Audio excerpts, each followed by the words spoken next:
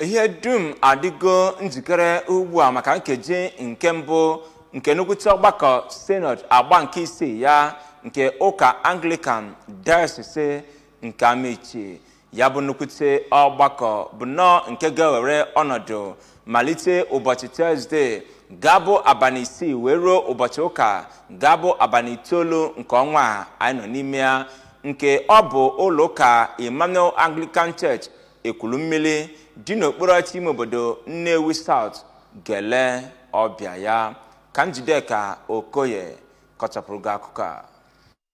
Ndị ga-abụ ndị nnọchiteanya na ya bụ synod ga-esite na Archdeaconries na ụlọ ụka dị iche iche nke dị na ya bụ diocese wee bịa. Mgbe ọ na-agwa ndị nta akụkọ okwu na ebe a ga-anọ mee ya bụ synod, Bishop Ikeakor kọwara ihe dị iche iche nke a ga-eme n'oge synod ahụ, nke gụnyere ịgụpụta akwụkwọ edemede nke bishop bụ onye isi oche nke synod n'ụbọchị Satọde mkpụrụ ụbọchị 8 nke ọnwa June n'afọ a, ebe ụka ịtụ mmamma maka synod nakwa ịchụ nta ego maka ọlụ dị iche iche eji n'aka na ya bụ diocese ga-adị n'ụbọchị ụka mkpụrụ ụbọchị 9 nke ọnwa June n'afọ a, tinyere ihe ndị ọzọ. N'isiokwu nke ya bụ synod, idolatry, causes, consequences nakwa cure, Bishop Ikeakor gbarụrụ iru nye otu ikpere alụsị si anaghachi azụ n'etiti ndị ụka, bụ nke ọ chọpụtara na ọtụtụ ndị na-etinye onwe ha n'ikpere arụsị a amaghị na ikpere arụsị nwere ihe egwu dị iche iche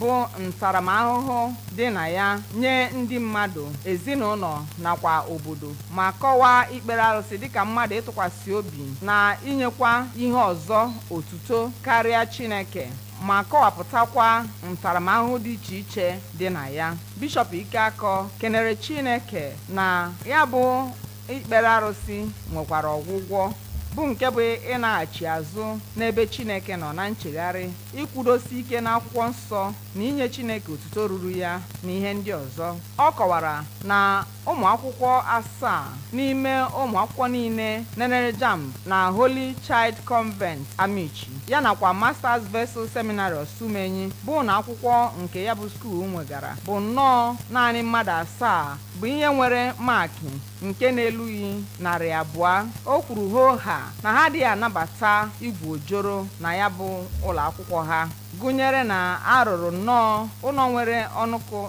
5 nye otu ụkọchukwu ha bụ onye nke ebere aka n'ime ije ozi ya, gụnyekwara agamniru dị iche iche enwegasịrị na School of Nursing na Midwifery nke ya bụ diocese, ịlụkwa akatamkpo ụlọ Episcopal Guest House nke aka na-alụ alụ, nke nwere olileanya na a ga-alụchapụ ya tupu ha bụrụ ndị ga-ebu Church of Nigeria Standing Committee n'afọ ọzọ. Site na Emmanuel Anglican Church Ekwulu mmiri, Njideka Okoye maka akụkọ ụwa ABS.